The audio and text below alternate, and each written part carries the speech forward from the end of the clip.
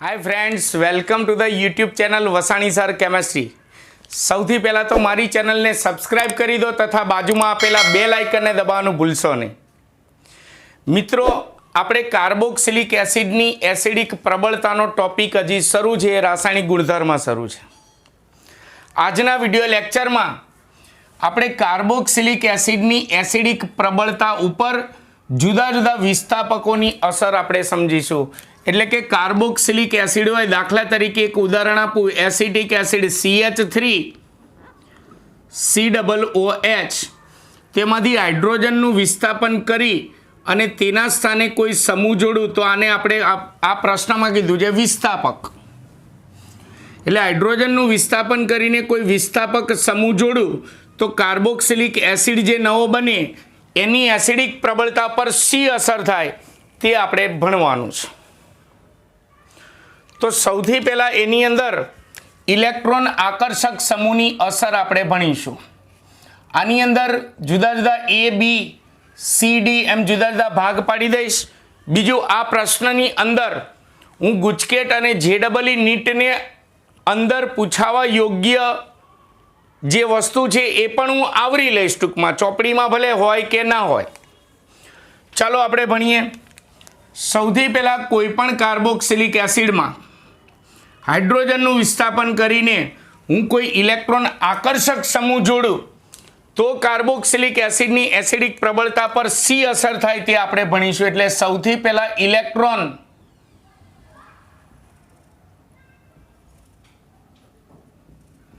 આકર્ષક સમૂહ, ઇલેક્ટ્રોન આકર્ષક સમૂહ, ઇલેક્ટ્રોન આકર્ષક સમૂહને સંજ્ઞામાં EWG વડે દર્શાવવામાં આવે છે। ઇલેક્ટ્રોન આકર્ષક સમૂહની અસર આપણે ભણીએ।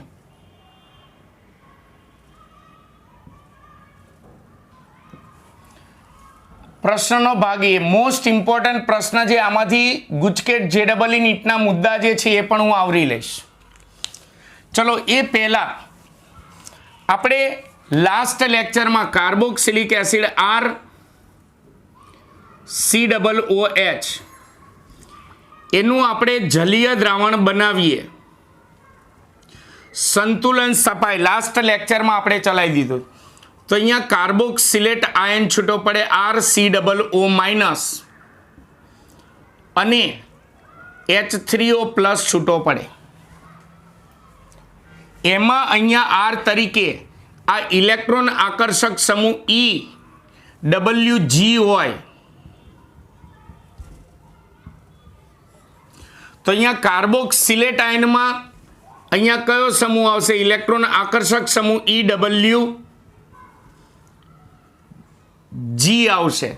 તો હું આની આકૃતિ દોરું છું, કારણ કે આપણે લાસ્ટ લેક્ચરમાં ભણી ગયા હતા કે આ જે કાર્બોક્સિલેટ આયન છૂટો પડે આની સ્થાયીતા વધારે હોય ને તો પ્રતિગામી પ્રક્રિયા ઝડપથી ના થાય, એટલે દ્રાવણમાં H3O+ સાંદ્રતા વધારે રહેશે તો એસિડિક પ્રબળતા વધારે રહેશે। એટલે જેમ આ કાર્બોક્સિલેટ આયન જે છે એની સ્થાયીતા વધારે હોય તેમાં કાર્બોક્સિલિક એસિડની એસિડિક પ્રબળતા વધારે હોય। બીજી એક વસ્તુ સમજાવી દઉં કે કાર્બોક્સિલિક એસિડ છે તો આ શું થશે? બેઝ લોરી બ્રોન્સ્ટેડ એસિડ બેઝનો ઉપયોગ કરીએ તો એસિડમાંથી આ જે કાર્બોક્સિલેટ આયન બને એને આપણે કહીશું સંયુગ્મી બેઝ, અને બેઝમાંથી જે બને તેને આપણે કહીશું સંયુગ્મી એસિડ। એટલે કાર્બોક્સિલેટ આયન જે છે એને કાર્બોક્સિલિક એસિડનો સંયુગ્મી બેઝ પણ કહી શકાય। તો ચાલો સૌથી પહેલા ઇલેક્ટ્રોન આકર્ષક સમૂહ આ કાર્બોક્સિલેટ આયન સાથે જોડાયેલો હોય તો આની એસિડિક પ્રબળતા પર શી અસર થાય? તો પહેલા એની આકૃતિ EWG એટલે ઇલેક્ટ્રોન આકર્ષક સમૂહ,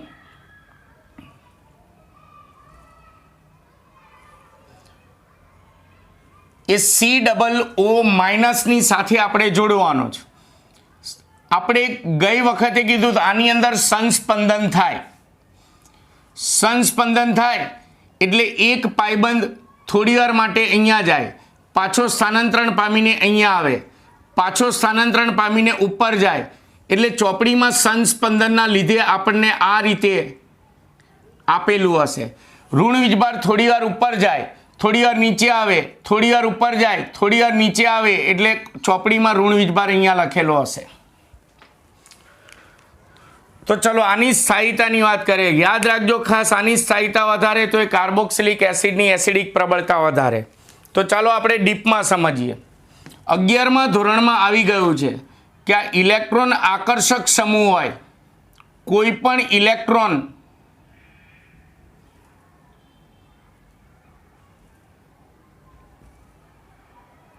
આકર્ષક સમૂહો જે હોય એ આ બંધકારક ઇલેક્ટ્રોન યુગ્મને પોતાની તરફ આકર્ષે. પોતાની તરફ આકર્ષે એટલે પોતાની ઉપર શું ઉત્પન્ન થાય? આંશિક ઋણ વીજભાર. અને કાર્બન પર શું ઉત્પન્ન થાય? આંશિક ધન વીજભાર. એટલે પોતાની ઉપર શું ઉત્પન્ન થયું? ઋણ વીજભાર. ઋણ વીજભાર ઉત્પન્ન થયો એટલે એનો મતલબ કે તે ઋણ પ્રેરક અસર દર્શાવે. પ્રેરક અસરને આપણે આઈ અસર કહીએ છીએ. સંજ્ઞામાં આઈ અસર કહેવાય પ્રેરક અસરને. એ પ્રેરક અસરના આપણે બે પ્રકાર ભણી ગયા હતા, ઋણ પ્રેરક અસર અને ધન પ્રેરક અસર.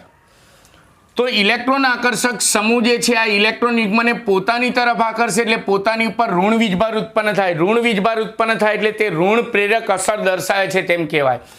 એટલે ઇલેક્ટ્રોન આકર્ષક સમૂહ ઋણ પ્રેરક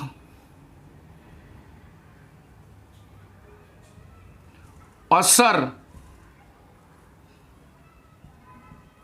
દર્શાવે છે. ઋણ પ્રેરક અસર દર્શાવે તો આ ઋણ પ્રેરક અસરના કારણે આજે આપણને કાર્બોક્સિલિક એસિડનો સંયુગ્મી બેઝ કાર્બોક્સિલેટ આયન, હું સંયુગ્મી બેઝ બોલું, સંયુગ્મી બેઝ બોલું એટલે તમારે કાર્બોક્સિલેટ આયન સમજવાનું. સંયુગ્મી બેઝ કાઉન્સમાં લખી દઉં કાર્બોક્સિલેટ આયન.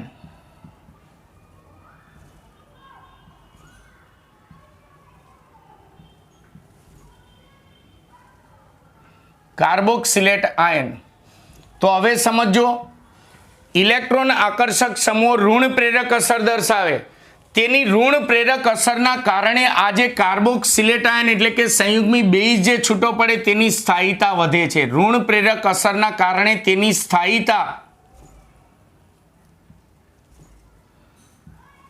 વધે છે. ઋણ પ્રેરક અસરના કારણે તેની સ્થાયીતા વધે છે, ધ્યાન રાખજો. અને તેની સ્થાયીતા વધે તો આપણે લાસ્ટ લેક્ચરમાં કીધું હતું ઋણ આયનની આ સ્થાયીતા વધે તો પ્રતિગામી પ્રક્રિયા ઝડપથી ના થાય એટલે એના દ્રાવણમાં H3O+ ની સાંદ્રતા વધારે રહેશે, એટલે એવા કાર્બોક્સિલિક એસિડની એસિડિક પ્રબળતા કેવી રહેશે? વધશે.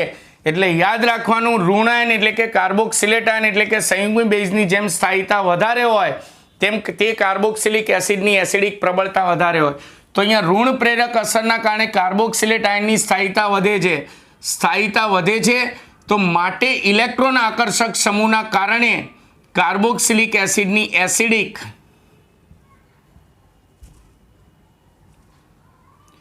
પ્રબળતા એસિડિક પ્રબળતામાં વધારો થાય છે. એટલે ધ્યાન રાખવાનું, ઇલેક્ટ્રોન આકર્ષક સમૂહની ઋણ પ્રેરક અસરના કારણે સંયુગ્મી બેઝ એટલે કે કાર્બોક્સિલેટ આયનની સ્થાયીતા વધે છે, માટે કાર્બોક્સિલિક એસિડની એસિડિક પ્રબળતામાં વધારો થાય છે. ટૂંકમાં એસિડિક પ્રબળતામાં વધારો કઈ અસરના લીધે થયો? ઇલેક્ટ્રોન આકર્ષક સમૂહની ઋણ પ્રેરક અસરના કારણે થયો. તો હવે આની અંદર હજી આપણો આ ભાગ શરૂ છે. તો હવે અહીંયા જુદા જુદા સમૂહો જે છે, જુદા જુદા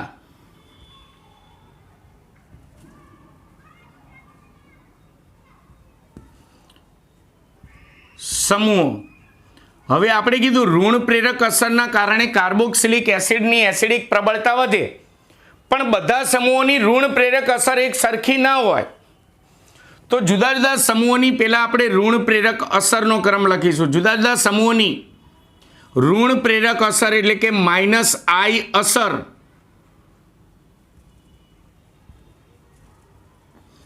નો ક્રમ નીચે મુજબ છે. ચલો ઋણ પ્રેરક અસરનો આપણે ક્રમ લખીએ તો એમાં સૌથી ઓછામાં ઓછી ઋણ પ્રેરક અસર ફિનાઇલ સમૂહ દર્શાવે. ફિનાઇલ સમૂહ એટલે બેન્ઝીન વલય C6H5 દર્શાવે. એટલે એની ઋણ પ્રેરક અસર સૌથી ઓછી એટલે કે સૌથી ઓછો ઇલેક્ટ્રોન આકર્ષક સમૂહ.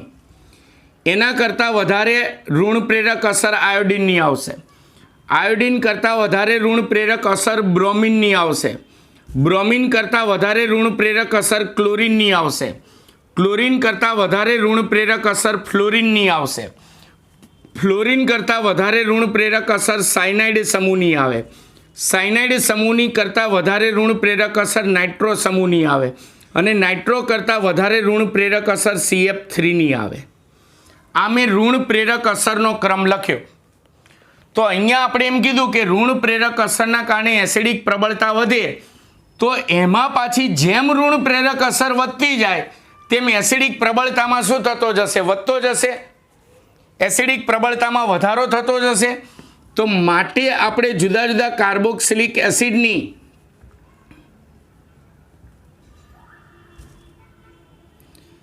એસિડિક પ્રબળતાનો ક્રમ લખવો હોય, આ ક્રમ ચોપડીમાં આપ્યો નથી. ક્રમ આપણે લખવો હોય તો શું થશે? MCQ માટે ગુજકેટ માટે ખાસ યાદ રાખવાનું. એટલે આપણે થિયરીની સાથે આ ક્રમ મોઢે કરી જ નાખવાનો. ચલો પહેલાં આ જુદા જુદા વિસ્થાપક સમૂહો જે છે એના વડે હું વિસ્થાપન કરું. તો સૌથી પહેલાં મારી પાસે એસિટિક એસિડ જે CH3COOH.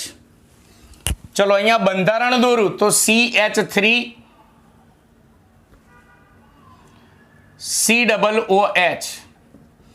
એમાં સૌથી પહેલાં અહીંયા હું જુદા જુદા વિસ્થાપકો એટલે કે વિસ્થાપન કરીશ, ઇલેક્ટ્રોન આકર્ષક સમૂહો વડે વિસ્થાપન કરીશ.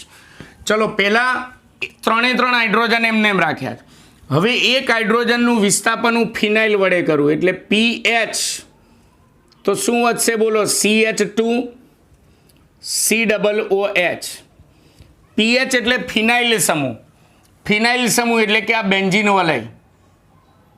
ચલો બેન્ઝીન વલય ના લખવું હોય, PH ના લખવું હોય તો શું લખાય? C6H5 પણ લખી શકાય.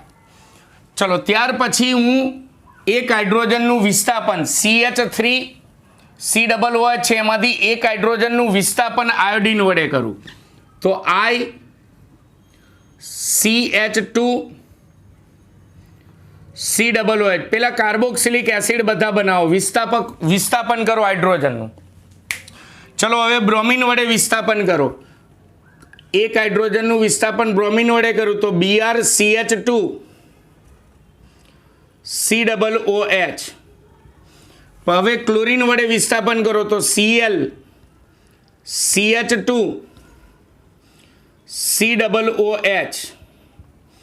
પછી ફ્લોરિન વડે વિસ્થાપન કરો તો FCH2COOH. ફ્લોરિન વડે પછી હાઇડ્રોજનનું વિસ્થાપન CN વડે કરો તો CnCH2COOH.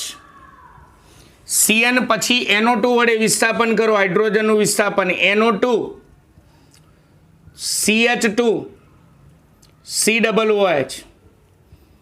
અને પછી CF3 જે છે, CF3 એટલે 3 હાઇડ્રોજનનું વિસ્થાપન કરી ફ્લોરિન જોડો, 3 ફ્લોરિન એટલે COOH સાથે સીધો શું જોડાઈ ગયો? CF3. એટલે CF3 હું આમ લખું છું, CF3 આમ ઊંધો લખું છું અને COOH. રાઈટ. આ જુદા જુદા મેં કાર્બોક્સિલિક એસિડ લખ્યા. હવે મેં તમને અહીંયા કીધું ઋણ પ્રેરક અસરના કારણે એસિડિક પ્રબળતામાં વધારો થાય. તો સમૂહોની જેમ ઋણ પ્રેરક અસર વધતી જાય તો તેમ તેમ એસિડિક પ્રબળતા શું થતી જશે? વધતી જશે. એસિડિક પ્રબળતા વધતી જશે. એસિડિક પ્રબળતા વધતી જશે. એટલે જેમ જેમ આ PH, I, Br, Cl, fluorine, CN, NO2, CF3 એની જેમ જેમ ઋણ પ્રેરક અસર વધતી જાય તેમ એસિડિક પ્રબળતા વધતી જશે, કારણ કે ઋણ પ્રેરક અસરના કારણે જ એસિડિક પ્રબળતામાં વધારો થાય છે. એટલે તમારી ચોપડીની અંદર આ ક્રમ આપ્યો છે, પણ એના વડે એમાંથી બનતા કાર્બોક્સિલિક એસિડ જે છે એની એસિડિકતાનો પ્રબળતાનો ક્રમ નથી. એટલે આ રીતે કોઈ પણ કાર્બોક્સિલિક એસિડમાં હાઇડ્રોજનનું વિસ્થાપન આપણે ઇલેક્ટ્રોન આકર્ષક સમૂહ વડે કરીએ તો એની ઋણ પ્રેરક અસરના કારણે એસિડિક પ્રબળતામાં વધારો થાય છે. એટલે આ પહેલા વિસ્થાપક સમૂહો ભણ્યા ઇલેક્ટ્રોન આકર્ષક સમૂહોની અસર.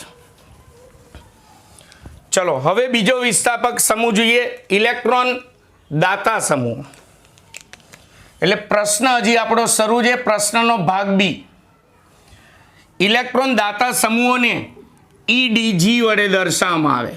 તો અહીંયા EDG હોય, કાર્બોક્સિલેટ આયન જે છે એમાં ઇલેક્ટ્રોન દાતા સમૂહ અહીંયા આવશે.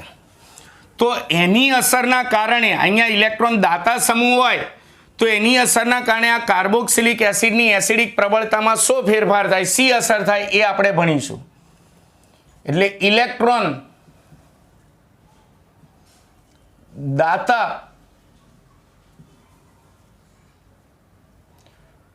સમૂહો, ઇલેક્ટ્રોન દાતા સમૂહોને સંજ્ઞામાં EDG વડે દર્શાવવામાં આવે છે. એની અસર આપણે જોઈશું, એસિડિક પ્રબળતા પર તેની અસર જોઈશું.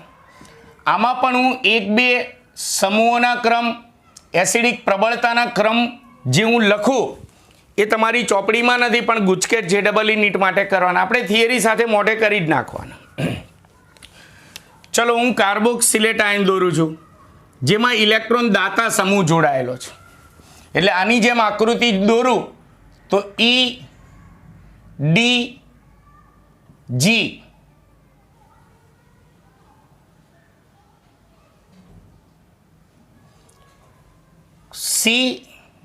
COO સંસ્પંદન થાય એટલે આ રીતે ડબલ બોન્ડ આપેલો હશે. ડબલ બોન્ડનું સતત અને ઝડપથી સ્થાનાંતરણ થાય અને ઋણ વીજભારનું પણ સ્થાનાંતરણ થાય. ચલો ધ્યાન રાખજો, જેમ આ ઋણ આયનની સ્થાયિતા વધારે હોય ને એમ આની એસિડિક પ્રબળતા વધારે. હવે હું ભૂસી નાખું છું તો આની સ્થાયિતા પર શું અસર થાય EDG ના લીધે એ જોઈએ. તો પહેલા તો ઇલેક્ટ્રોન દાતા સમૂહો છે આ. તો 11મા ધોરણમાં તમે ભણી ગયા છે ઇલેક્ટ્રોન દાતા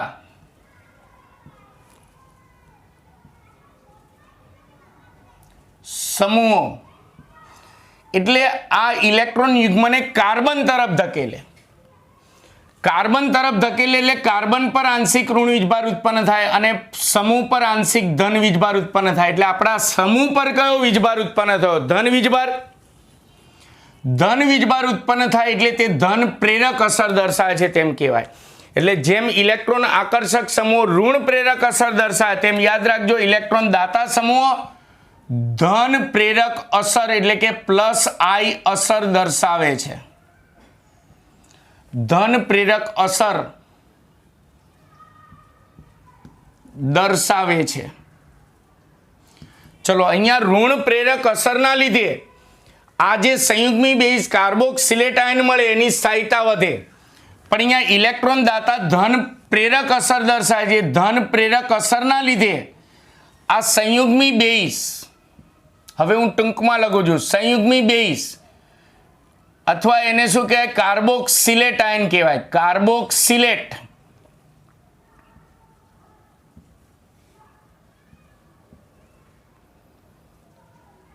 આયન કહેવાય. અહીંયા ઋણ પ્રેરક અસરના કારણે એની સ્થાયિતા વધે. અહીંયા આ ઇલેક્ટ્રોન દાતા સમૂહની ધન પ્રેરક અસરના કારણે આ કાર્બોક્સિલેટ આયન એટલે કે સંયુગ્મી બેઝની સ્થાયિતા ઘટે. એની સ્થાયિતા ઘટે. તો મેં હમણાં જ કીધું કાર્બોક્સિલેટ આયનની સ્થાયિતા વધે તો એવા કાર્બોક્સિલિક એસિડની એસિડિક પ્રબળતા વધે. પણ ઇલેક્ટ્રોન દાતા સમૂહની ધન પ્રેરક અસરના કારણે એની સ્થાયીતા ઘટે છે. સ્થાયીતા ઘટે છે માટે કહી શકીએ કે ઇલેક્ટ્રોન દાતા સમૂહોની ધન પ્રેરક અસરના કારણે કાર્બોક્સિલિક એસિડની એસિડિક પ્રબળતામાં ઘટાડો થાય છે. એસિડિક પ્રબળતામાં ઘટાડો થાય છે.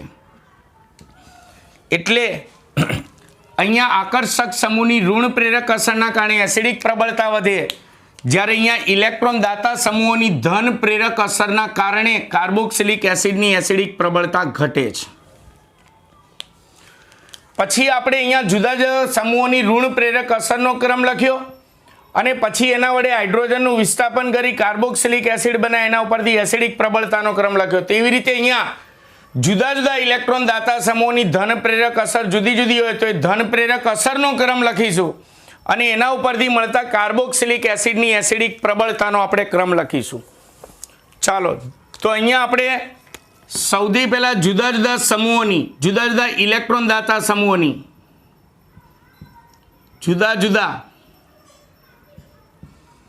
સમૂહોની, સમૂહો લખું એટલે અહીંયા કયા સમૂહ ઇલેક્ટ્રોન આકર્ષક સમૂહ અને અહીંયા કયા સમૂહ ઇલેક્ટ્રોન દાતા સમૂહ.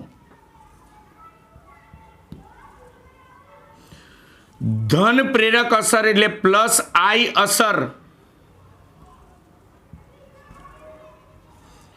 નો ક્રમ પેલા લખીએ અને પછી એના ઉપરથી કાર્બોક્સિલિક એસિડની એસિડિક પ્રબળતાનો ક્રમ લખીએ. ચલો, આ ક્રમ ચોપડીમાં નથી. સૌથી પહેલા હું મિથાઇલ સમૂહ લઉં છું. મિથાઇલ સમૂહ એટલે CH3 સમૂહ. તો મિથાઇલ સમૂહ જે છે તેની એસિડિક તેની ધન પ્રેરક અસર સૌથી ઓછામાં ઓછી હોય. મિથાઇલ સમૂહની ધન પ્રેરક અસર સૌથી ઓછામાં ઓછી હોય. ચલો, મિથાઇલ સમૂહમાં હું બીજો મિથાઇલ જોડું એટલે CH3CH2 ઇથાઇલ સમૂહ થઈ ગયો. એટલે ઇથાઇલ સમૂહ CH3CH2ની ધન પ્રેરક અસર મિથાઇલ કરતાં આના કરતાં વધારે. આ હું અત્યારે ધન પ્રેરક અસરનો ક્રમ લખું છું. પછી ધારો કે હજી એક H કાઢી મિથાઇલ જોડું તો બે મિથાઇલ થયા એટલે CH3 ટ્વાઇસ CH એની ધન પ્રેરક અસર એના કરતાં વધારે. અને ત્રીજો મિથાઇલ જોડું તો એની ધન પ્રેરક અસર સૌથી વધારે એટલે કેટલા CH3 થયા? 3 એટલે CH3 થ્રાઇસ C વધ્યો. આની ધન પ્રેરક અસર સૌથી વધારે. આ જુદા જુદા ઇલેક્ટ્રોન દાતા સમૂહોની ધન પ્રેરક અસરનો ક્રમ થયો. ચલો, આના આધારે આપણે જુદા જુદા કાર્બોક્સિલિક એસિડ બનાવીએ અને આના આધારે એસિડિક પ્રબળતાનો ક્રમ લખીએ. આ બધા ક્રમ ચોપડીમાં આપેલા નથી. એસિડિક પ્રબળતાનો ક્રમ આપણે બનાવીએ. પહેલા કાર્બોક્સિલિક એસિડ બનાવો. ચાલો, સૌથી પહેલા આ ઇલેક્ટ્રોન દાતા સમૂહ CH3 છે તો CH3 ની સાથે COOH જોડી દો. CH3 COOH આ બધાની સાથે COOH જોડતા જાઓ. હવે CH3 CH2 CH3 CH2 ને COOH ની સાથે જોડો. COOH. ચલો, ત્યાર પછી CH3 ટ્વાઇસ CH છે એને COOH ની સાથે જોડો. COOH. ચલો, ત્યાર પછી આને CH3 થ્રાઇસ C છે એની સાથે જોડી દો. COOH.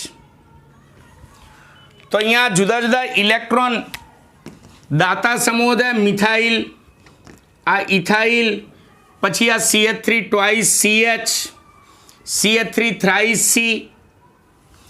તો હવે સમજો, અહીંયા ઋણ પ્રેરક અસરથી એસિડિક પ્રબળતા વધે તો જેમ ઋણ પ્રેરક અસર વધે તેમ એસિડિક પ્રબળતામાં શું થશે? વધારો.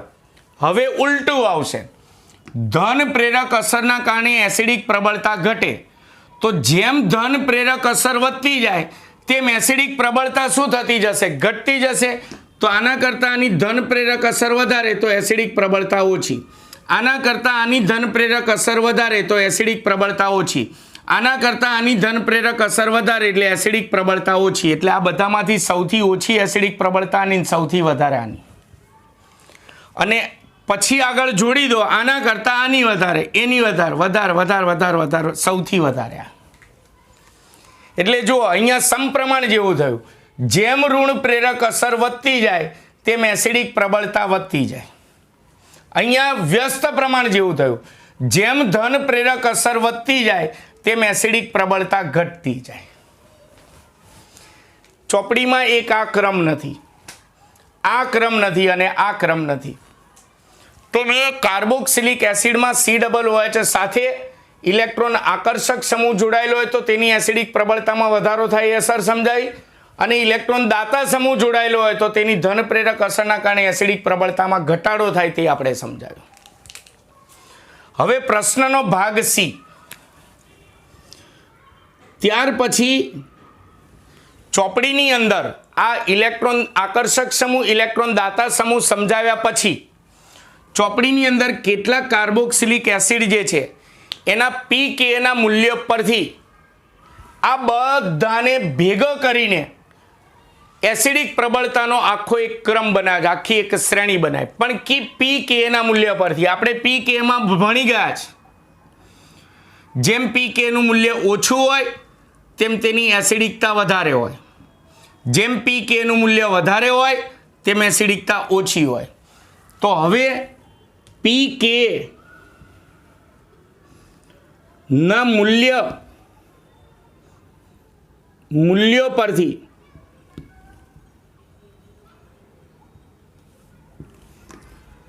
કાર્બોક્સિલિક એસિડ, જુદા જુદા કાર્બોક્સિલિક એસિડની એસિડિક પ્રબળતા, એસિડિક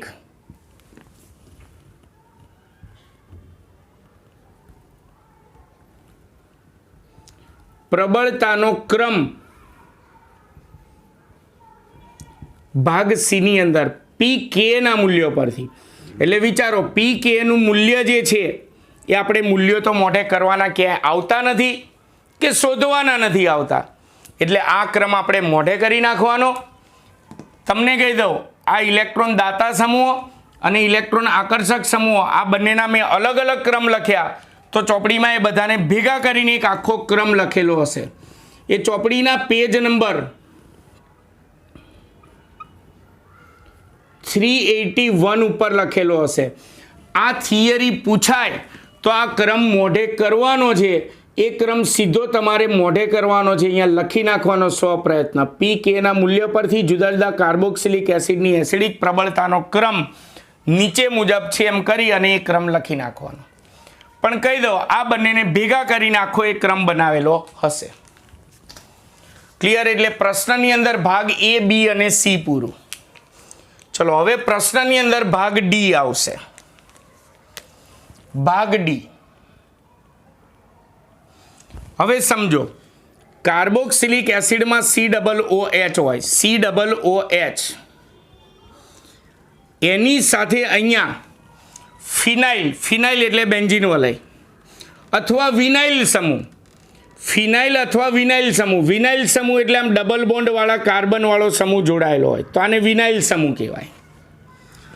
તો અહીંયા COOH સાથે ફિનાઇલ કે વિનાઇલ સમૂહ જોડાયેલો હોય તો આવા કાર્બોક્સિલિક એસિડની એસિડિક પ્રબળતા પર શું અસર થાય એ અસર આપણે સમજવાની. એટલે વિભાગ ડીમાં આપણે પેલા હેડિંગ આપી દેવાનું, ફિનાઇલ કે વિનાઇલ સમૂહની અસર. ફિનાઇલ કે વિનાઇલ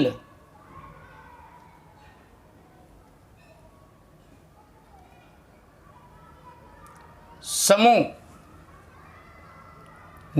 અસર.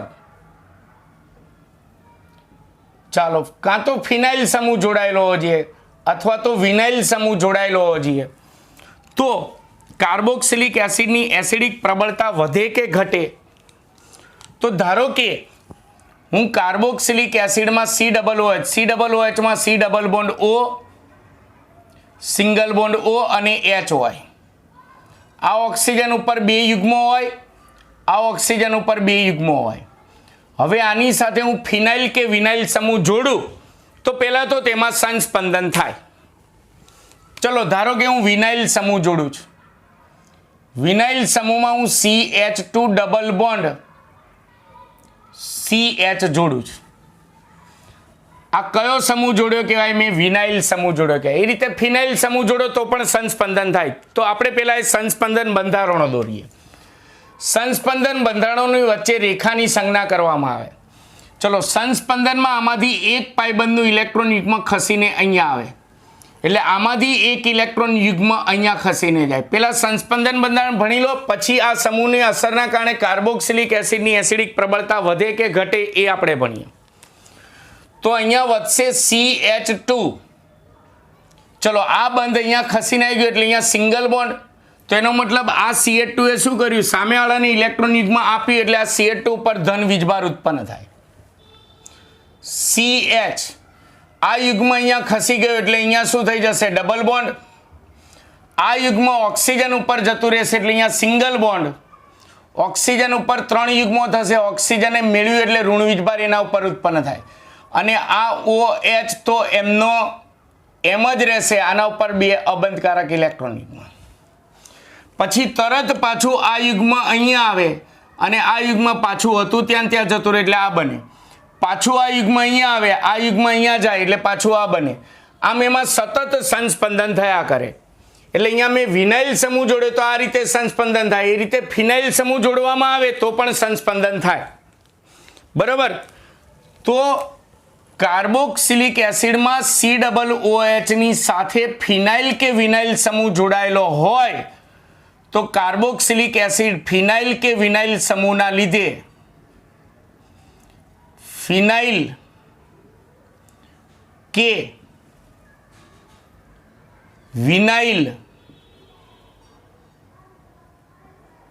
સમૂહના લીધે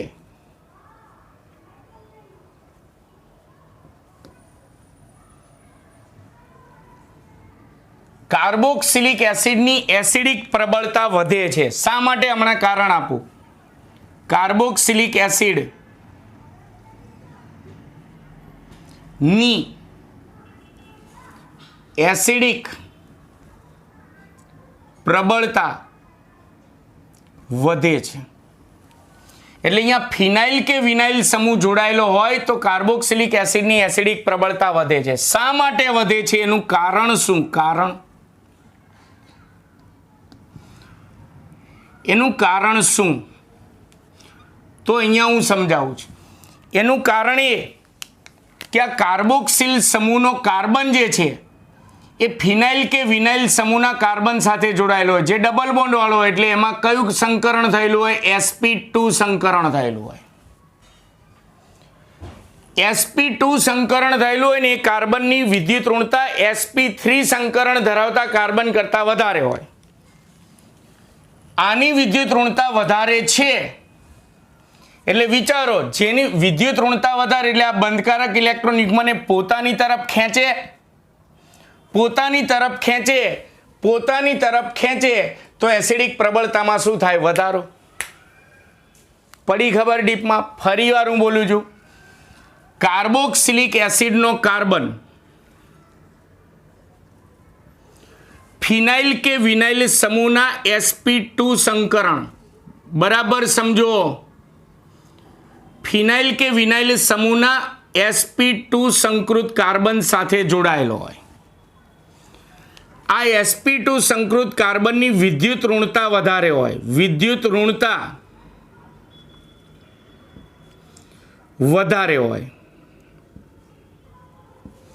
વિદ્યુત ઋણતા એટલે બંધકારક ઇલેક્ટ્રોન યુગ્મને પોતાની તરફ આકર્ષવાની ક્ષમતા વધારે હોય. વિદ્યુત ઋણતા વધારે હોય એટલે આ બંધકારક ઇલેક્ટ્રોન યુગ્મને તે પોતાની તરફ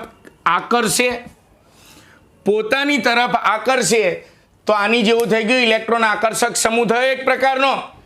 તો કઈ પ્રેરક અસર દર્શાવે? ઋણ પ્રેરક અસર. તો એસિડિક પ્રબળતામાં વધારો થઈ જાય. એટલે અહીંયા કીધું કે ફિનાઇલ કે વિનાઇલ સમૂહના લીધે કાર્બોક્સિલિક એસિડની એસિડિક પ્રબળતા વધે. તમારે કારણમાં માત્ર ડાયરેક્ટ એવું લખ્યું હશે કે કારણ કે કાર્બોક્સિલિક એસિડનો કાર્બન sp2 સંકૃત કાર્બન સાથે જોડાયેલો હોય છે જેની વિદ્યુત ઋણતા વધારે હોય છે, માટે ફિનાઇલ કે વિનાઇલ સમૂહના લીધે કાર્બોક્સિલિક એસિડની એસિડિક પ્રબળતા વધે છે. તમારે આટલું જ લખવાનું. પણ મેં ડીપમાં સમજાયું કે વિદ્યુત ઋણતા વધારે એટલે આ બંધકારક ઇલેક્ટ્રોન યુગ્મને પોતાની તરફ આકર્ષે. પોતાની તરફ આકર્ષે એટલે એ સમૂહ કયો સમૂહ થઈ ગયો? ફિનાઇલ કે વિનાઇલ સમૂહ. ઇલેક્ટ્રોન આકર્ષક સમૂહ થઈ ગયો એટલે ઋણ પ્રેરક અસર દર્શાય એટલે એસિડિક પ્રબળતામાં શું થાય? વધારો. આ મેં ડીપમાં સમજાયું. ચલો, પ્રશ્નનો ભાગ A, B, C, D થયો. હવે ઈ છેલ્લો ભાગ. બહુ જ લાંબો પ્રશ્ન છે, 4 ગુણનો છે, પણ મોસ્ટ આઈએમપી છે ગુજકેટ અને JEE નીટ માટે. હવે મારી પાસે એરોમેટિક કાર્બોક્સિલિક એસિડ છે. એરોમેટિક કાર્બોક્સિલિક એસિડ છે COOH. માત્ર એરોમેટિક કાર્બોક્સિલિક એસિડ અને એની અંદર હું કોઈ સમૂહ વડે વિસ્થાપન કરું તો એને વિસ્થાપિત એરોમેટિક કાર્બોક્સિલિક એસિડ કહેવાય. તો આવા એરોમેટિક કાર્બોક્સિલિક એસિડની એસિડિક પ્રબળતા જે છે એ આપણે સમજાની. એરોમેટિક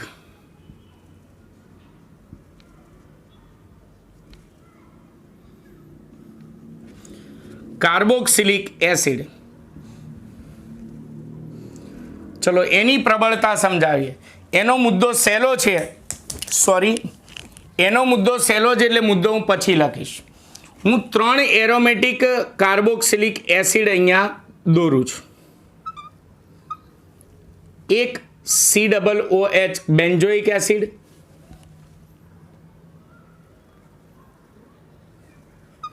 ત્રણ વખત પહેલા બેન્ઝોઇક એસિડ દોરી નાખું, બેન્ઝોઇક એસિડ, અને ત્રીજી વખત દોરી નાખું બેન્ઝોઇક એસિડ.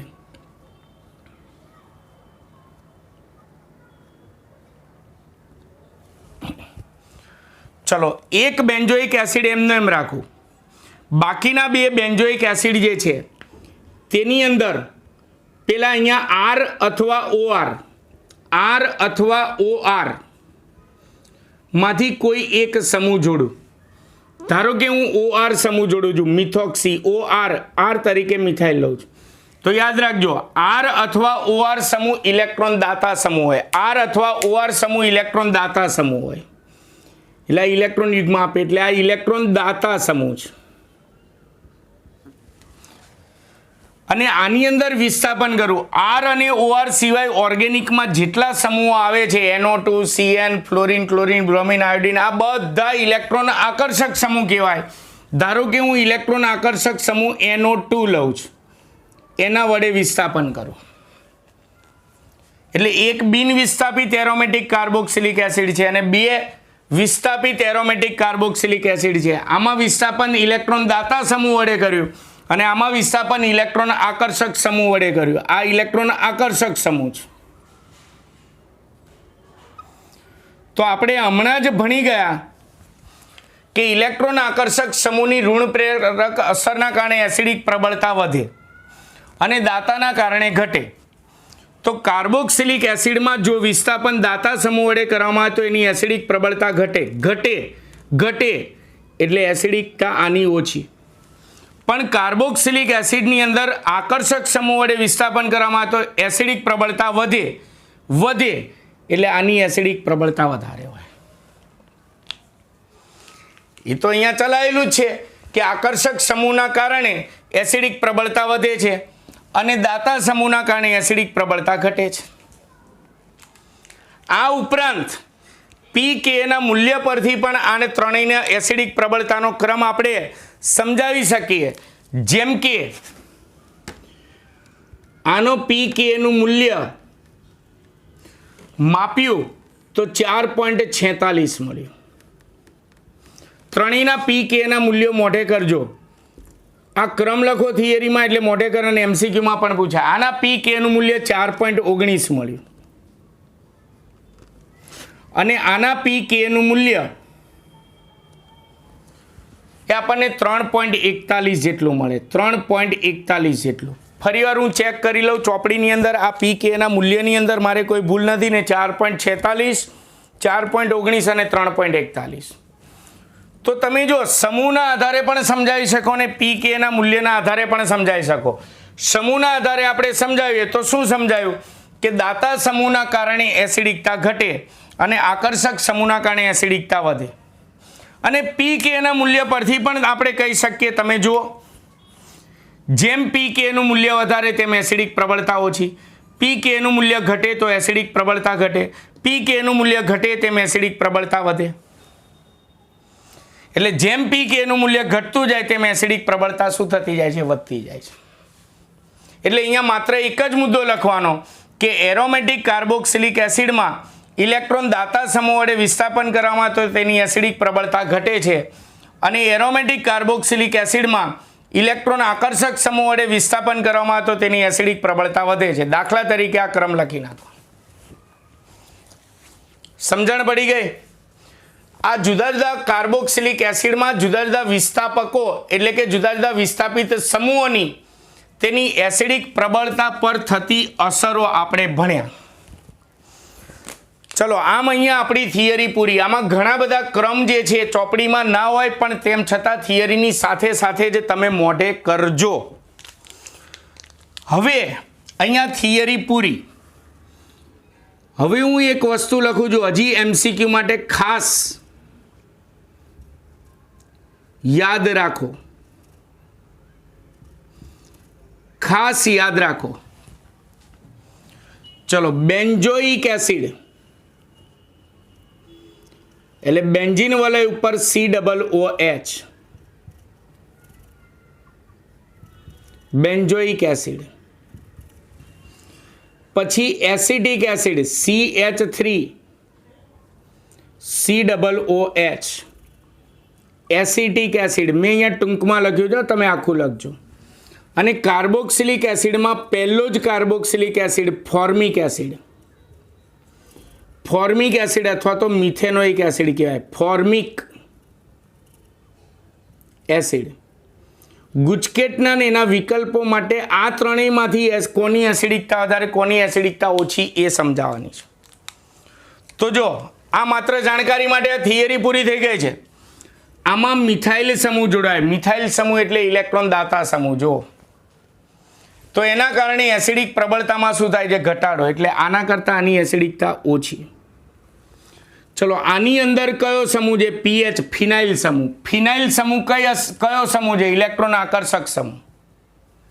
તો ઇલેક્ટ્રોન આકર્ષક સમૂહના કારણે એસિડિક પ્રબળતા વધી. અને આની અંદર કોઈ ઇલેક્ટ્રોન દાતા સમૂહ પણ નથી અને કોઈ ઇલેક્ટ્રોન આકર્ષક સમૂહ પણ નથી, માત્ર હાઇડ્રોજન છે.